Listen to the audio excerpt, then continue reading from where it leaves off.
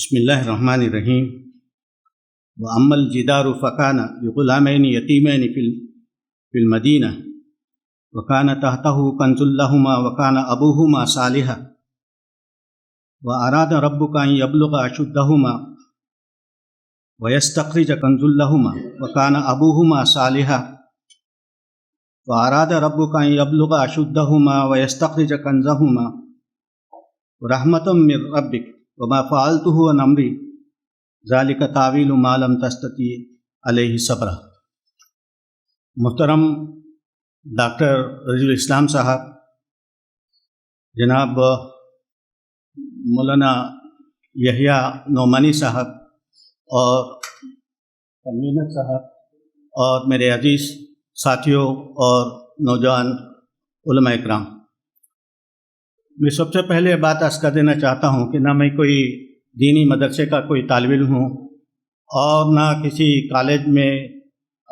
معاشیات کا یا اقتصادیات کا کوئی طالب علم رہا ہوں، لیکن میں ایک تاجر تھا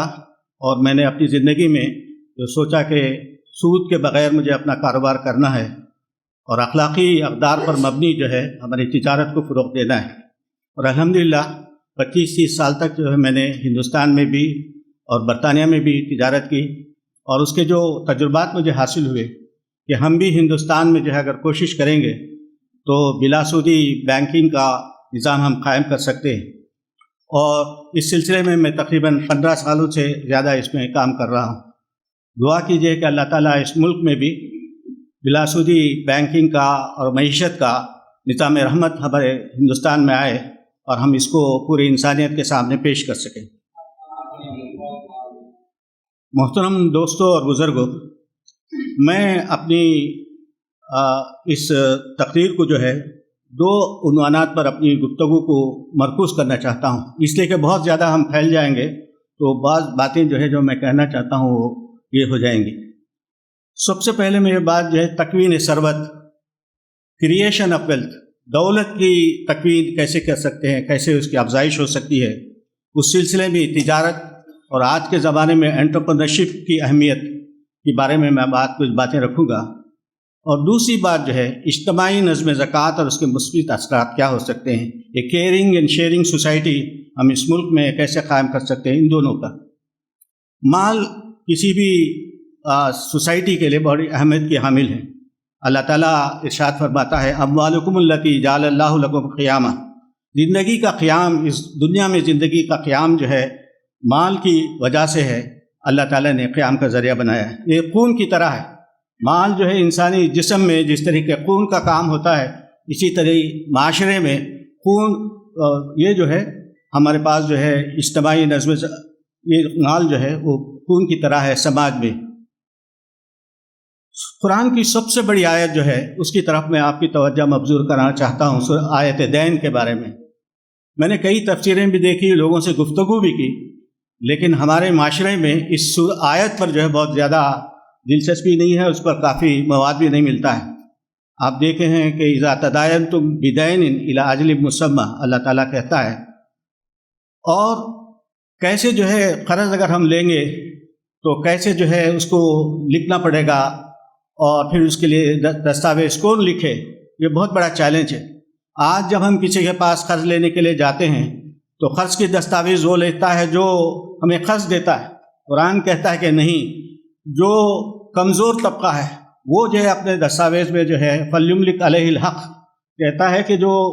قرض دار ہے وہ جو ہے اس کی دستاویز لکھے۔ اس کا مطلب ہے کہ 1400 سال پہلے اللہ کے رسول صلی اللہ علیہ وسلم نے اللہ تعالیٰ کی ہدایت کی بنیاد پر یہ کہا کہ جو سماج میں غریب ہے، جو قرض دار ہو سکتا ہے، وہ جو ہے اس کا املا کرے۔ میں چاہوں گا کہ ہمارے نوجوان علماء اس پر غور کریں کہ اس سب سے بڑی آیت پر بہت زیادہ تفصیلات جو ہماری تفسیروں میں بھی نہیں ملتا، اور ہمارے سماج پر بھی اس میں کوئی زیادہ یہ نہیں کرتی۔ اور پھر اس سے پہلے جو ہے ربا کی حرمت آتی ہے سورہ بقرہ میں، اور 4 آیتوں میں ربا کے تعلق سے باتیں آتی ہیں، اور اس کے بعد کہتا ہے فَإِن لَمْ تَفْعَلُوا حَرْبٌ مِّنَ اللَّهِ فَأَذَنُوا بِحَرْبٍ مِّنَ اللَّهِ وَرَسُولِهِ۔ تو قرآن میں جو ہے میں سمجھتا ہوں کہ علماء اکرام ہیں آپ لوگ، حرب من اللہ و رسول، اللہ اور اس کے رسول کے ساتھ جنگ کرنے کے بارے میں کسی بھی حرام کام کے تعلق سے، کسی بھی حرمت کے کام کے تعلق سے جنگ جو ہے، چیلنج ہے، قرآن میں نہیں دیا گیا۔ اور پھر اس کے بعد پھر میں آتا ہوں کہ بھائی تجارت کی کیا اہمیت ہے، تو اللہ تعالیٰ قرآن میں کہتا ہے فَإِذَا قُضِيَتِ الصَّلَاةُ فَانتَشِرُوا فِي الْأَرْضِ وَابْتَغُوا مِن فَضْلِ اللَّهِ۔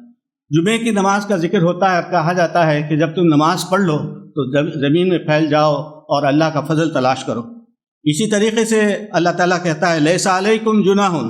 أَن تَبْتَغُوا مِن فَضْلِ اللَّهِ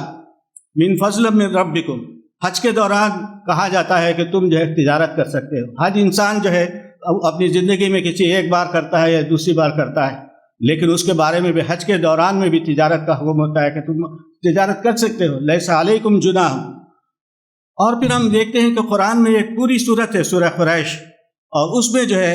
اللہ تعالیٰ جو ہے کہتا ہے کہ لوگ جو ہے قریش کا قافلہ کیسے جو ہے سردیوں میں کہاں جاتا تھا، گرمیوں میں کیسے جاتا، تجارت کے لیے جاتا تھا۔ مولانا تقی عثمانی صاحب آج کی دنیا میں جو ہے اسلامی معیشت کے تعلق سے، بینکنگ کے تعلق سے ایک اتھارٹی کی حیثیت سے رکھتے ہیں۔ وہ لکھتے ہیں اپنی کتاب میں کہ عرب کا ہر قبیلہ ایک مستقل جوائنٹ اسٹاک کمپنی ہوتا تھا۔ قبیلے کا ہر آدمی ایک دینار یا دو دینار لے کر ایک جگہ جمع کرتا تھا،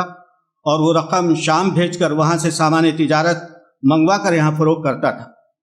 تو اس کا مطلب یہ ہے کہ قریش کا پورا خاندان، یہ جو پورا قبیلہ جو ہے، اس میں سے ہر شخص پارٹیسپیٹ کرتا تھا، ایک دینار ہو یا دو دینار ہے۔ میں ایک کتاب پڑھ رہا تھا، اس میں ایک ذکر آتا ہے کہ ایک بوڑھی عورت ہے، کاروان جا رہا ہے، وہ کہتے ہیں کاروان کا قافلے کا سردار رک جا، میرے پاس ایک دینار ہے، میں اسے سرمایہ کاری کرنا چاہتا ہوں۔ آج کا جائنٹ اسٹاک کمپنی بھی وہی کرتا ہے، اور اس کے بارے میں چاہوں گا کہ علماء کرام اس پر غور کریں کہ جائنٹ اسٹاک کمپنی کیا ہے، اس میں شریعت کے اسٹاکس کیا ہیں، اس میں کیسے ہم انویسٹ کر سکتے ہیں۔ اور پھر مال کے تعلق سے میں دو آیتیں آپ کے سامنے رکھوں، دو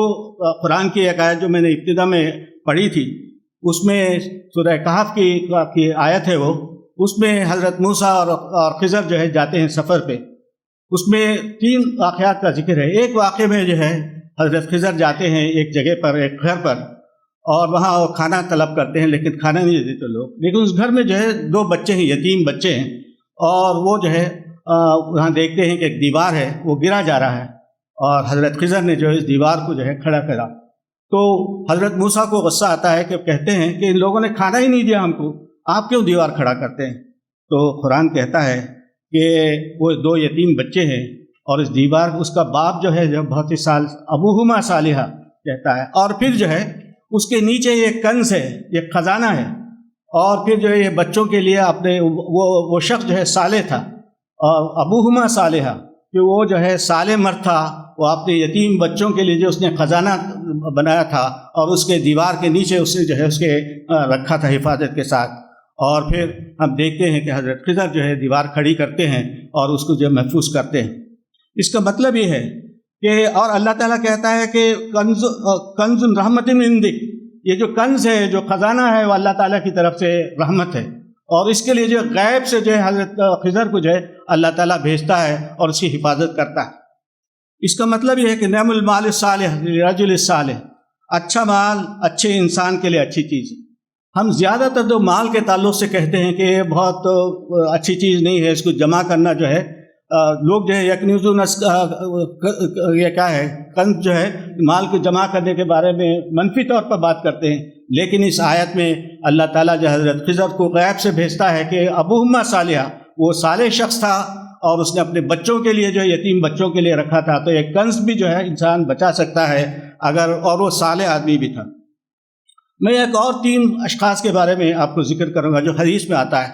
آپ جانتے ہیں کہ اللہ کے رسول نے فرمایا کہ ایک 3 افراد تھے جو ایک طوفانی رات میں جو ہے غار میں پہنچے، اور غار کی چٹان جو ہے وہاں یہ ہو گئی، اور اس کے بعد وہ نکلنے سے باہر ہو گئے۔ تو انہوں نے یہ کیا کہ ہم جو ہے اپنی کسی ایسے عمل کو اللہ تعالیٰ کے سامنے پیش کریں، اور اس سے بارہ الہ سے جو ہے ہم استعانت کریں کہ ہم کو باہر نکلنے کی وہ جو ہے صورت نکال دیں۔ ان تیسرے شخص کے بارے میں بات کہنا چاہتا ہوں آپ کے سامنے۔ وہ کہتا ہے، وہ شخص کہتے ہیں کہ میرے پاس ایک مزدور آیا تھا کھیتی کرنے کے لیے، اور پھر جو ہے وہ مزدوری لیے بغیر چلا گیا۔ چند دنوں کے بعد وہ آیا، اس نے طلب کیا اپنے اس کھیتی کے مالک سے، میرا پیسہ دو، مزدوری دو۔ اس شخص نے کہا کہ دیکھو یہ وادی ہے، اس میں جو ہے اور بیل بھی ہیں، جانور بھی ہیں اور غلام بھی ہیں، تم لے جاؤ۔ اس شخص نے، مزدور نے کہا مجھ سے مذاق مت اڑاؤ۔ اس شخص نے کہا نہیں، میں نے جو تمہاری جو مزدوری تھی اس کو میں نے فرمایا کر دی، باغ میں لگا دیا، کھیت میں لگا دیا، اور آج جو اس حالت میں۔ یہ دو آیتوں سے میں یہ بات عکس کرنا چاہتا ہوں کہ جو ہے ایک خزانہ بھی جو ہے اللہ تعالیٰ جو ہے کسی لوگوں کو دے سکتا ہے، اور ایک مزدوری، 1 دن کی مزدوری ہو یا 8 دن کی مزدوری ہو، اس کو بھی اگر ہم سرمایہ کاری کریں گے تو اللہ تعالیٰ برکت اتنی دیتا ہے کہ وہ جو ہے وادی میں جو ہے بیل اور بکری بھی ہوتے ہیں اور غلام بھی ہوتے ہیں۔ تو اس سے جو ہے یہ بات سمجھ میں آتی ہے کہ ہم کو جو ہے تجارت میں برکت ہوتی ہے، دولت کو جمع کرنا اگر اچھے کام کے لیے ہے اور اپنے بچوں کی حفاظت کے لیے، پرورش کے لیے ہے، تو مال جو ہے بہت اہم چیز ہے۔ اور جیسے میں نے ابتدا میں کہا تھا، مال جو ہے جسم میں خون کی طرح ہے، اگر خون نہ ہو جسم میں تو ہم دیکھتے ہیں کہ جو ہے اس میں کوئی انسان کی صحت جو ہے خراب ہوتی ہے۔ نبی کریم صلی اللہ علیہ وسلم کے بارے میں آپ جانتے ہیں کہ ایک مشہور تاجر تھے، ان کی شادی سے پہلے بھی اپنی جوانی میں ابو طالب کے ساتھ جو ہے وہ مختلف علاقوں کو جاتے تھے، خاص طور پر جو ہے یمن اور شام کے بارے میں آتا ہے کہ وہ تجارتی سفر میں۔ حضرت خدیجہ کے بارے میں آتا ہے جو بہت کامیاب تاجر تھی۔ مورخین نے لکھا ہے کہ قریش کے قبیلے کا آدھا سامان جو قافلے میں جاتا تھا حضرت خدیجہ کے تعلق سے تھا، اور ہم دیکھتے ہیں کہ حضرت خدیجہ کی دولت کی وجہ سے، ان کی شخصیت کی وجہ سے دین اسلام پھیلا بھی، اور ان کے سپورٹ کے ذریعے سے پوری دنیا میں وہ آگے بڑھے تھے۔ اس سلسلے میں ایک اور بات بھی کہنا چاہوں گا جو ہمارے سیرت کے نگاروں نے اسے بہت کم جو ہے اس کی اہمیت دی ہے، وہ ہے سوق المدینہ، مدینہ مارکیٹ۔ میں آج سے تقریباً 25 سال پہلے میں ترکی میں تھا، وہاں بہت بڑا تاجروں کا ایک یہ تھا، اس میں مجھے ملیشیا کے ایک صاحب نے بتایا کہ آپ جانتے ہیں کہ سوق المدینہ کیسے تھا، اور اس میں تفصیل کے ساتھ اس نے بتایا اس مضمون میں کہ نبی کریم صلی اللہ علیہ وسلم جب ہجرت کے لیے گئے مکے سے مدینے کی طرف، تو وہاں جو ہے پورے بازار میں جو ہے یہودیوں کا کنٹرول تھا، اور وہاں کے جو اوس و خزرج کے لوگ تھے، وہاں کے مدینے کے لوگ، وہ بھی زراعت پیشہ تھے، اور زیادہ سے زیادہ سودی قرض میں جو ہے یہودیوں کے ہاتھ جو ہے وہ استحصال ہوتا تھا۔ پھر حضرت عبد الرحمن بن عوف وغیرہ نے آ کے شکایت کی اللہ کے رسول کے پاس کہ یہاں ہماری کوئی گنجائش نہیں ہے، تو اللہ کے رسول نے وہاں سوق المدینہ قائم کیا اور فرمایا الجالب الی سوقنا کالمجاہد فی سبیل اللہ، جو اس مارکیٹ میں آ کے جو ہے خرید و فروخت کرے گا وہ مجاہد فی سبیل اللہ کی طرح ہے۔ اور پھر ہم دیکھتے ہیں کہ وہاں انہوں نے پورا جو ہے ایک اسٹرکچر قائم کیا، ویریس ڈپارٹمنٹ سے، یہ جو ہے غذا کے لیے ہے، یہ جو ہے لباس کے لیے ہے، یہ جو جانوروں کے لیے۔ بہت بڑی تفصیلات ہیں میری کتاب میں جو ہے آپ دیکھیں گے کہ مدینہ مارکیٹ پر میں نے تفصیل کے ساتھ لکھی ہے، تو آپ دیکھیں گے۔ اور اس میں ایک بات اور بھی میں آپ کے سامنے عرض کرنا چاہتا ہوں کہ جہاں وہاں مرد تھے تو وہاں خواتین کے لیے بھی الگ سے چیز تھے، ان کے پورے نام آتے ہیں حدیث میں، ابن ماجہ کی کتاب التجارہ میں یہ پورے آتے ہیں، اسماء بنت محربہ، خولہ بنت سہیب، ملیکہ ابن صائب اور خیلہ النماریہ۔ اور پھر اللہ کے رسول نے محتسبین بھی مقرر کیے، انسپیکٹر بھی ہوتے تھے، وہ جا کے دیکھتے تھے، اور وہاں جو ہے انہوں نے جو ہے پورا ایک مارکیٹ قائم کی دیا، اور چند دنوں کے بعد یہودیوں کا پوری مناپلی ختم ہو گئی، اور پھر یہ مارکیٹ جو ہے بہت آسانی کے ساتھ آگے بڑھا۔ اس میں اللہ کے رسول نے جو ہے صلی اللہ علیہ وسلم نے 2 اہم جو ہے اس میں قوانین جاری کیے۔ یہاں کوئی ٹیکس نہیں لے گا، ٹیکس فری ہوگا، اور یہاں کسی کی مناپلی نہیں ہوگا، جو پہلے آئے گا صبح میں وہ اپنا خیمہ لگائے گا۔ اس کی وجہ سے جو ہے بہت زیادہ کامیابی ہوئی، اور یہ جو ہے ہمارے سامنے، میں چاہوں گا کہ ہمارے علماء مدینہ مارکیٹ سوق المدینہ کے بارے میں اور بھی زیادہ ریسرچ کریں اور دیکھیں کہ وہ اللہ کے رسول نے اس میں کیا کچھ کیا۔ ایک اور بات جو میں آپ کے سامنے رکھنا چاہتا ہوں، قرآن کی 2 آیتیں ہیں سورہ فرقان میں، مالی حال رسول یاکل الطعام ویمشی فی الاسواق۔ یہ کیسا رسول ہے جو کھانا بھی کھاتا ہے اور بازاروں میں گھومتا ہے۔ میں ایک تاجر ہوں، تو مجھے بہت حیرت ہوئی کہ اس پر جو سرسری طور پر لوگ گزر جاتے ہیں۔ کہا ایک کھانا کھانا اور یمشون فی الاسواق، وہ بازاروں میں گھومتا ہے۔ تو بازاروں میں گھومنا، لوگوں کی معاشی حالت کو جاننا، میں سمجھتا ہوں میرے اس کے حقیر نالج کے لحاظ سے کار نبوت کا حصہ ہے۔ اس لیے قرآن میں اس کے فوراً بعد 2-3 آیتوں کے بعد اللہ تعالیٰ کہتا ہے ما ارسلنا قبلک من المرسلین، اس سے پہلے بھی جو رسول آئے تھے وہ کھانا بھی کھاتے تھے اور بازاروں میں گھومتے تھے۔ ہم دیکھتے ہیں کہ حدیث میں آتا ہے کہ اللہ کے رسول صلی اللہ علیہ وسلم سوق المدینہ جاتے ہیں اور دیکھتے ہیں کہ ایک ڈھیر ہے گیہوں کا، اور پھر وہ اپنا ہاتھ لگا اندر کھینچتے ہیں تو دیکھتے ہیں وہ گیلا ہے اندر اور اوپر جو ہے سوکھا ہے۔ آپ نے فرمایا من غشنا فلیس منا، جو دھوکہ دے وہ ہم میں سے نہیں۔ تو میں چاہوں گا کہ ہم جو ہے نیا بزنس شروع کریں، نئے اس کے تعلق۔ ایک اور چیز ہے جو اللہ کے رسول نے فرمایا، قصہ تھا اشار رزق پھر تجارت میں جو ہے رزق کے 9 دروازے ہیں، 10 میں سے 9 دروازے جو ہے تجارت میں ہیں۔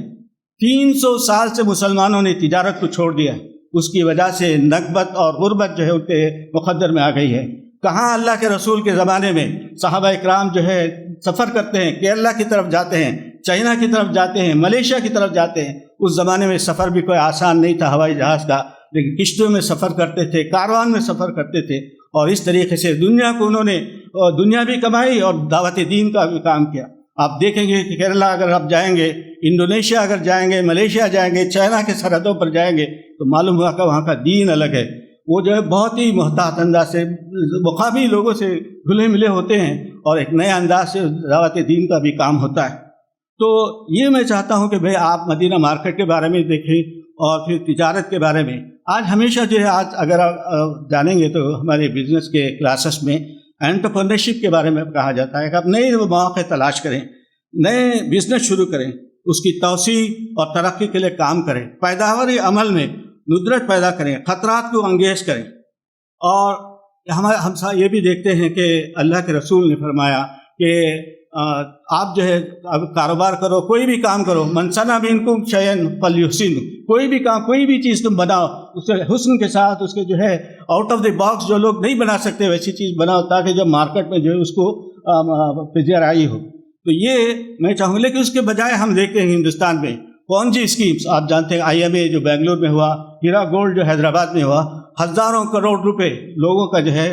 غبن ہو گیا، اور لوگ جو اس پر جو ہے اپنا ماتم کرتے رہے۔ اس کا مطلب یہ ہے کہ ہمارے دیندار طبقے میں کاروبار کیسے ہوتا ہے، اس کے کیا نتائج ہوتے ہیں۔ لوگ سمجھتے ہیں کہ کاروبار کریں گے تو ہمیشہ نفع ہوتا ہے، نہیں، بلکہ رسک اینڈ ریوارڈ ہوتا ہے، اس میں خطرات کو انگیز کرنا ہوتا ہے۔ جیسے کسان جو ہے اپنے کھیتی میں جو ہے بیج بوتا ہے اور پھر اللہ پر بھروسہ کرتا ہے کہ بارش دے اور اس کو جو ہے مختلف طرح سے اسے اگائے۔ اسی طریقے سے بزنس مین جو ہوتا ہے، جو تاجر ہوتا ہے، وہ لگاتا ہے اپنے پیسہ، اپنا وقت لگاتا ہے، اپنی توانائی لگاتا ہے، اپنا پورا جو ہے لگانے کے بعد اللہ پر بھروسہ کرتا ہے۔ اس میں نفع بھی ہو سکتا ہے، نقصان بھی ہو سکتا ہے۔ آج کے جو پونجی اسکیمز ہیں اس میں صرف نفع کا جو ہے یہ دکھایا جاتا ہے، اور اس کی وجہ سے ہزاروں کروڑ روپے۔ اور میں چاہتا ہوں کہ بزنس کیا ہے،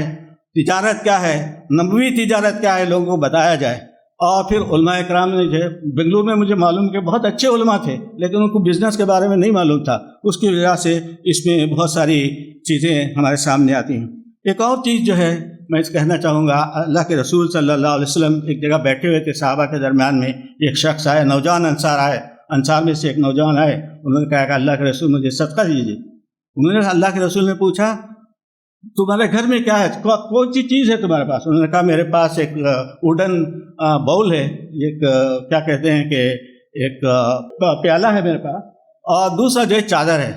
اللہ کے رسول نے فرمایا کہ تم دونوں چیزیں لے کے آؤ، اور اپنے صحابہ کے دربار میں انہوں نے نیلام کیا، کوئی ہے جو اسے لینے والا دونوں چیزوں کو؟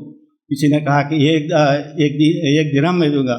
اللہ کے رسول نے کہا نہیں۔ دوسری بار بولی لگائی، پھر 1 درہم، آخر میں انہوں نے کہا 2 درہم میں اس سے بیچا، اور پھر اس شخص سے کہا کہ تم جو ہے 1 درہم میں جا کے اپنے گھر والوں کو جو ہے کھانا دو، اور 1 درہم سے ایک کلاڑی لے کے آؤ۔ دیکھیں کہ اللہ کے رسول صلی اللہ علیہ وسلم کے پاس جب کلاڑی آئی تو اللہ کے رسول نے اپنے ہاتھ سے اس کا دستہ ہینڈل لگایا، اور پھر کہا اس شخص سے تو جنگل جا، لکڑیاں کاٹ اور بازار میں بیچ، اور جب 15 دن ہو جائے تو تم میرے پاس آنا۔ یا کہیے کہ ایک شخص جو ہے صدقہ لینے کے لیے آتا ہے، نوجوان تھا، تو اس کو اللہ کے رسول نے اپنے ہاتھ سے ہینڈل لگایا، اپنے دست مبارک سے، اور پھر چند دنوں کے بعد جب آتا ہے تو 10 درہم اس کے ہاتھ میں ہوتے ہیں، وہ بہت خوش ہے، اور اللہ کے رسول سے کہتا ہے کہ میں نے اپنے گھر میں بھی کھانا دے دیا اور میں خوش ہوں۔ یہ کار نبوت ہے، یہ سنت رسول صلی اللہ علیہ وسلم ہے کہ کسی شخص کی مجبور کی اس کو راستہ بتائے۔ آج کے زمانے میں اسے مائکرو فائنانس کہتے ہیں، اور اللہ کے رسول نے مدینے میں جو ہے مائکرو فائنانس مختصر ایک پیالہ کیا ہو سکتا ہے، ایک تاجر اس کی جو بنیادی ضرورتیں ہیں اس کو جو ہے حراج کیا، نیلام کیا، اور اس کے ذریعے سے اس کو بتایا، ہینڈل خود اپنے ہاتھوں سے لگایا کلاڑی میں، اس کا مطلب یہ ہے کہ اللہ کے رسول صلی اللہ علیہ وسلم کی یہ سنت ہم کو بتاتی ہے کہ مزدور جو محتاجین ہیں، جو ضرورت مند ہے، اس کو جو نہ صرف منصوبہ بنایا جائے، اس کی انگلی پکڑ کے جو بتایا جائے وہ کیا کام کر سکتا ہے۔ اور یہ مائکرو فائنانس آج مختلف نوعوں سے کام کر رہا ہے۔ ہمارے پاس بھی سہولت مائکرو فائنانس ہے، جن سیوا ہے۔ تو میں چاہوں گا کہ ہمارے علماء اکرام ان چیزوں کو دیکھیں اور سماج کی ضرورت کے لیے جو ہے اس سنت رسول صلی اللہ علیہ وسلم کو جو ہے ہم آگے بڑھنے کی کوشش کریں اس سلسلے میں۔ دوسری بات جو ہے، اس تجارت کے بعد میں آپ کے سامنے جو ہے، یہ حدیث بھی آپ کو معلوم ہے کہ تاجر الصدوق من النبیین والصدیقین، اللہ کے رسول نے کہا جو سچا تاجر ہے وہ نبیوں اور اس کے ساتھ ہے۔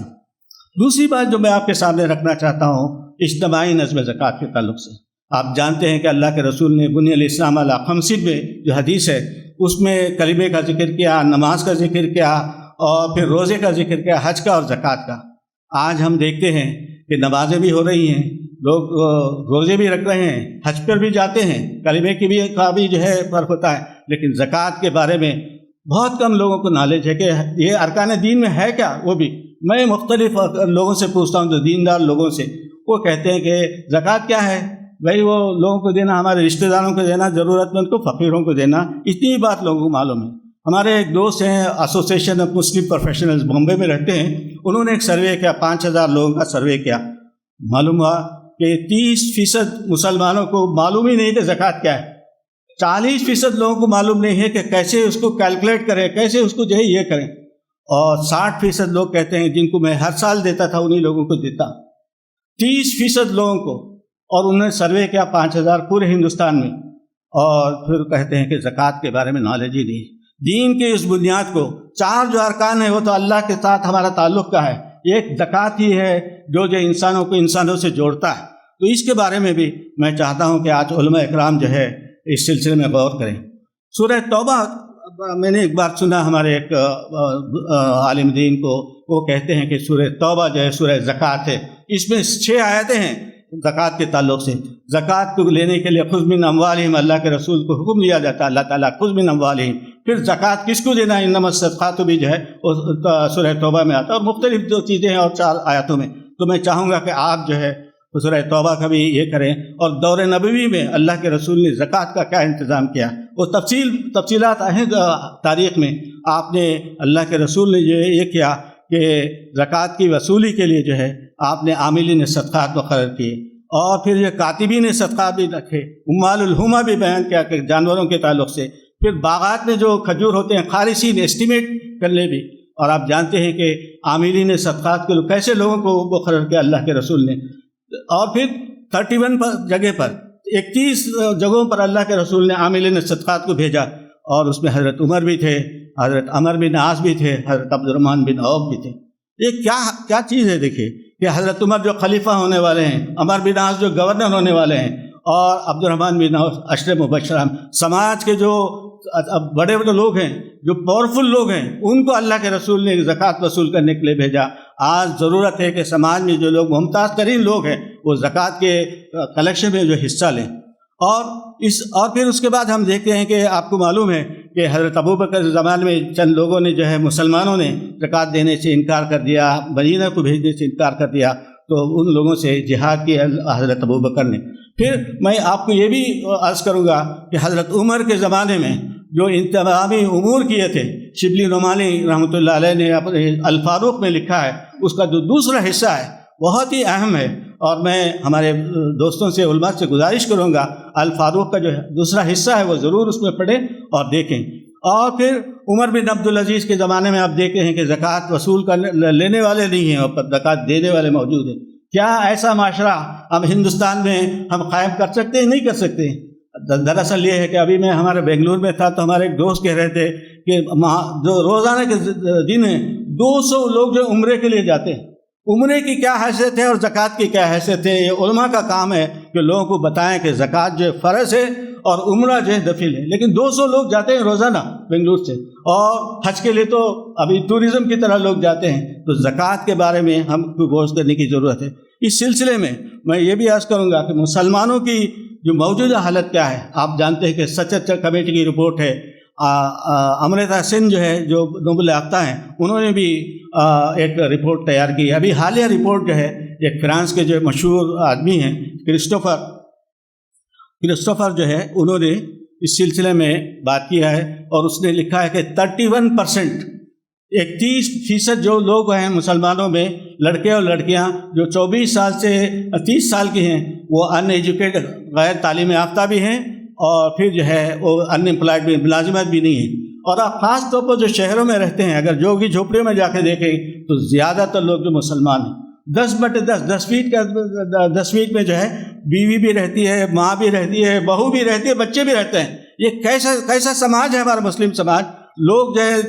ترستے ہیں، ان کے لیے گھر نہیں ہے، ان کے لیے جو ہے سینیٹیشن، بیت الخلاء نہیں ہے، اور ہم جو ہے حج پہ حج کر رہے ہیں، عمرے پر عمرے کر رہے ہیں۔ ہمارے علماء کا کام یہ ہے، آپ لوگوں کی ذمہ داری ہے، میں اپیل کرتا ہوں کہ آپ لوگوں کو بتائیں کہ زکوٰۃ کے اس نظام کو اگر قائم کریں گے تو انشاءاللہ ایسا زمانہ آئے گا جہاں جو ہے لوگ جو ہے بہتر طریقے سے زندگی گزار سکتے ہیں۔ اور آپ یہ بھی دیکھتے ہیں کہ اللہ کے رسول صلی اللہ علیہ وسلم دعا کرتے ہیں، اللہم انی اعوذ بک من الفقر والکفر، بارے تعالیٰ مجھے کفر سے اور فقر سے، غربت سے مجھے بچا۔ ایک صحابی پوچھتے ہیں، وہ یاد دلان یا رسول اللہ کے رسول نے کہا نام، جہاں فقر ہوگا، جہاں غربت ہوگی، وہاں جو ہے کفر کی طرف بھی لوگ جائیں گے۔ تو اور چیز میں آپ کے سامنے یہ بات بھی رکھنا چاہوں گا کہ حضرت عمر کے بارے میں آپ ضرور پڑھیں۔ خلیفہ راشد جو ہے رات کو کیسے، خلیفہ ہیں لیکن رات کو جو ہے وہ لوگوں کی حالت دریافت کرنے کے لیے جاتے ہیں۔ ایک جو واقعہ ہے، یہ جو دودھ والی عورت ہے اور اس کی بچی نے، اس کی بیٹی نے جو بات کہی تو انہوں نے اپنا بہو بنا لیا، اور روایتوں میں آتا ہے کہ وہ حضرت عاصم کے ساتھ بیاہ ہوئی، اور ان کے نسل سے جو ہے حضرت عمر بن عبدالعزیز پیدا ہوئے۔ تو کیا ہمارے سماج میں اس قسم کے عمر کے جیسے لوگ ہم پیدا نہیں کر سکتے، جنہوں نے پوری دنیا میں جو ہے ایک عدل کا نظام قائم کیا تھا؟ اس سلسلے میں میں چاہوں گا کہ فائنینشیل لٹریسی، مال کے تعلق سے ہماری جو لٹریسی ہے، ہماری خود آگہی ہے، اس کے بارے میں ہمیں کرنا ہے۔ کمانا، بچت کرنا، سرمایہ کاری کرنا، اور شادی بیاہ میں فضول کرنا۔ شادی بیاہ میں جو فضول خرچی ہوتی ہے، واقعہ یہ ہے کہ اس کو جو ختم ہونا چاہیے۔ آسان شادی نہیں ہوتی، پورے جو رسومات ہیں، جو جہیز کا یہ ہے، اور جو رسم و رواج ہوتے ہیں، ہماری سماج کو جو ہے ٹوٹ کے رکھ گیا۔ پھر حضرت عمر کے زمانے میں یہ ہوتا تھا کہ جو بیت المال ہوتا تھا، اس میں جو چھوٹے چھوٹے خرچے بھی دیے جاتے، خود حضرت عمر جو ہے اس پہ قرضے لیتے تھے۔ تو حضرت ڈاکٹر حمید اللہ لکھتے ہیں، جو بہت بڑے محقق ہیں، اگر یہ زکوٰۃ کے رقم سے جو ہے اگر لوگوں میں جو ہے بلا سودی سرمایہ کاری کے لیے یہ دیتا تو آج جو ہے یہ بینک کاری ہی نہیں ہوتی۔ ڈاکٹر حمید اللہ دنیا کے بہت بڑے محقق ہیں۔ تو میں چاہوں گا کہ اس سلسلے میں ہم جو ہے یہ کریں کہ ہر مسجد میں ایک کمیٹی قائم کریں۔ ہم بیشتر طریقے سے میں دیکھتا ہوں کہ ملت کے بڑے اس میں رہتا ہوں، جاتا بھی ہوں، دیکھتے ہیں اوپر سے ایک بڑا منصوبہ بناتے ہیں اور پھر نیچے تک لانے کی کوشش کرتے ہیں۔ میری گزارش ہے کہ ہم اپنے محلے میں، ہمارے گاؤں میں ہم اس کی ابتدا کریں، اور اس میں محلے کے لوگ بھی ہوں، اور پھر سوشل سروس کے لوگ بھی ہوں، اور چارٹرڈ اکاؤنٹنٹ بھی ہوں۔ آج سرمایہ کو جاننے کے لیے جو ہے بہت ہی پیچیدہ مسئلہ ہوگا، اسٹاکس کیا ہیں، میوچل فنڈس کیا ہیں، اور پھر بینکوں سے کیسے لینا ہے، چارٹرڈ اکاؤنٹنٹ کی بھی ضرورت ہے۔ اور اس کے لیے جو ہے سوشو اکنامک سروے کرنا ہے۔ بدقسمتی سے مسلمانوں میں کوئی سروے لوگوں کی کیا حالت ہے کوئی بھی نہیں کرتا، چھوٹے بڑے تنظیمیں بھی، جماعتیں بھی جو ہے سوشل سروس نہیں کرتے۔ تو اور ایک اور بات میں یہ کہنا چاہوں، خواتین کی حصہ داری ہونی چاہیے۔ ہمارے پاس جو ہے خواتین، میں نے بتایا کہ حضرت ختیجہ خود بڑی کاروبار تھی، سوق المدینہ میں جو ہے خواتین موجود تھیں۔ آج بھی دنیا میں جو ہے خواتین، اب جو انٹرنیٹ وغیرہ آ گیا ہے، اس کی وجہ سے گھر بیٹھے بھی کر سکتے ہیں شریعت کے دائرے میں بھی۔ اور آخر میں بات کہنا چاہوں گا کہ ہمارے علماء کرام انگریزی سیکھیں۔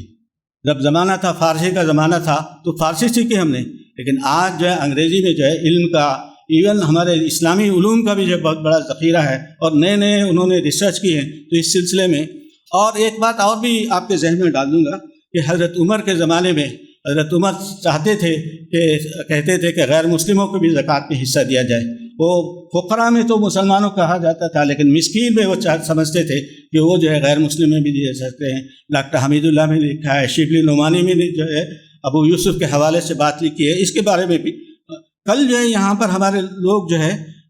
فقہ مقارن کے بارے میں بات کر رہے تھے کہ ہمیں فقہ اختلافات سے دور ہونے کے لیے فقہ مقارن مختلف فقہ کو، لیکن میں عرض کرنا چاہتا ہوں کہ ہندوستان میں فقہ الاقلیت، جو مسلمان اقلیت میں رہتے ہیں ان کے لیے فقہ یہ نہیں ہو سکتا جو اکثریتی علاقوں میں جو مسلمان ہوتے ہیں۔ بہت سارے لوگوں نے جو لوگ عرب ممالک سے امریکہ گئے، جرمنی گئے، فرانس گئے، ان کو وہاں کے حالات میں اسلامی فقہ پر کام کرنے کا موقع نہیں ملا، تو وہ انہوں نے فقہ الاقلیات کا اور ہندوستان کے دستور کا ہمیں مطالعہ کرنا چاہیے۔ یہ دستور دنیا میں بہت اہم دستور ہے، اس میں ہمارے کیا حقوق ہیں، یہ سٹیزن شپ کسے کہتے ہیں، شہریت کے حقوق کیا ہیں، یہ نئے مضمون کو بھی ہمیں کرنے کی ضرورت ہے۔ تو ایک آخری بات جو مجھے کرنی ہے وہ یہ ہے کہ اقوام متحدہ نے دیکھا کہ دنیا کی دولت صرف چند لوگوں کے ہاتھ میں گر گئی ہے اور اس کی بڑی اکثریت غربت میں اور غربت کے لکیر سے نیچے ہے۔ تو 2015 میں انہوں نے 2000 میں انہوں نے یہ کیا کہ ملینیم ڈیولپمنٹ گول بنایا پورے اقوام متحدہ کے لوگ۔ اس کے بعد سسٹینیبل ڈیولپمنٹ گول اب 2015 سے 2030 تک کے لیے انہوں نے سسٹینیبل ڈیولپمنٹ گول، پائیدار ترقی کے اہداف 17 اہداف انہوں نے رکھے ہیں، بھوک کے تعلق سے، صحت کے تعلق سے، پانی کے تعلق سے، ماحولیات کے تعلق سے۔ اور ہمارے ملیشیا، انڈونیشیا اور ایران وغیرہ میں لوگوں نے بتایا کہ جو سسٹینیبل ڈیولپمنٹ گول ہے، پائیدار ترقی کا گول ہے، اس میں زکوٰۃ کا کیا رول ہو سکتا ہے، دا role of zakat in supporting the sustainable development goal. اس پر لوگوں نے لکھا ہے کہ ہمارے پاس جو مقاصد شریعت ہے، اور امام غزالی اور امام شاطبی نے جو لکھا ہے کہ انسانوں کا یہ ہے کہ ان کے جو 5 یہ اہداف ہیں اس پر ہم کو کام کرنا چاہیے، حفظ الایمان، حفظ النفس، حفظ العقل، حفظ المال، جو 5 یہ ہیں اس کو، اور پائیدار ترقی کے جو 17 اہداف ہیں دونوں میں بہت مماثلت ہے۔ تو اس میں ہم کو بھی حصہ لینا چاہیے دنیا میں غربت کو دور کرنے، اور پھر ایک سماج، ایسا سماج جس میں سارے لوگوں کو انصاف مل سکے، اس سلسلے میں کام کرنے کی ضرورت ہے۔ اور پھر میں آپ سے اپیل کروں گا، یہ چند بکھرے خیالات ہیں، میں نے بہت ساری باتیں میری کتاب میں لکھا ہے، اور اگر آپ ہمارے دفتر آئیں گے تو یہی دفتر ہے، اور اس میں آپ کو بہت ساری باتیں بتائیں، ہم نے فائنانس منسٹر سے کیسے بات کی، ریزرو بینک کو کیسے ہم نے ڈاکومنٹ بنایا، اور کیسے ہم بتانا چاہتے ہیں کہ اسلامی فائنانس اور اسلامی بینک کا صرف مسلمانوں کے لیے نہیں ہے بلکہ پورے انسانوں کے لیے ہے۔ اور آپ کو جان کر حیرت ہوگی 75 ممالک میں اسلامک فائنانس چل رہا ہے، اور اس میں زیادہ تر لوگ غیر مسلم فائدہ اٹھاتے ہیں۔ تو یہ ساری باتیں دولت کے تعلق سے، معاش کے تعلق سے بہت کم گفتگو ہوتی ہے ہمارے مدارس میں۔ میں چاہتا ہوں کہ آپ اس میں دلچسپی لیں، اور اس سے ہم دیکھیں گے کہ کیا کہتے ہیں کہ تجارت میں ہم توجہ دینے کی ضرورت ہے، المومن القوی بننے کی ضرورت ہے۔ کوئی آدمی بھکاری ہو، کوئی سماج بھکاری ہو تو کون عزت کرتا ہے؟ ہمارے بھائی بھی اگر غریب ہیں تو اس کی کوئی یہ نہیں ہوتی۔ تو ہم چاہتے ہیں کہ باوقار زندگی بنانے کے لیے، ایک عزت اور شرف کی زندگی سوسائٹی بنانے کے لیے ہمیں تجارت میں بھی،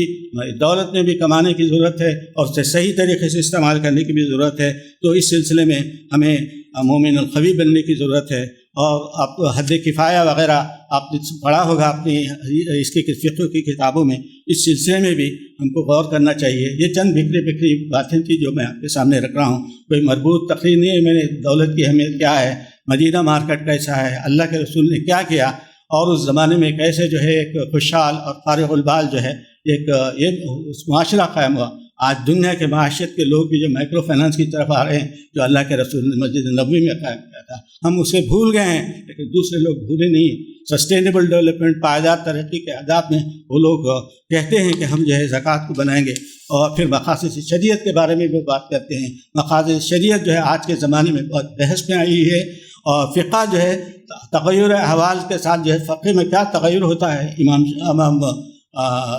ابن قیم نے کتابیں لکھی ہیں، ہم مولانا لوگ بیٹھے ہیں، تو ان سب کو پڑھنا چاہیے کہ ہندوستان میں کیا مواقع ہو سکتے ہیں اگر ہم ایک طاقتور اور پھر بارسوخ اگر قوم بنیں گے، وہ دولت کے ساتھ بھی، تعلیم کے ساتھ بھی، دینے والے کی تحت سے ہم جائیں گے۔ یہ الیا اگر ہم بنائیں گے تو ایک نئی زندگی، نئی حرارت اس ملک میں پیدا ہوگی۔ ہم دینے والے بنیں گے اور پھر لینے والے نہیں ہیں۔ تو یہ چند باتیں تھیں، تو میں اللہ تعالیٰ سے دعا کرتا ہوں کہ اللہ تعالیٰ ہمیں اس کا شعور عطا فرمائے، اس سلسلے میں کام کرنے کی توفیق عطا فرمائے۔ اس میں بہت سارے لٹریچر ہیں، میں تو تعلیم یافتہ نہیں ہوں، دینی اور دنیاوی نہیں ہے، لیکن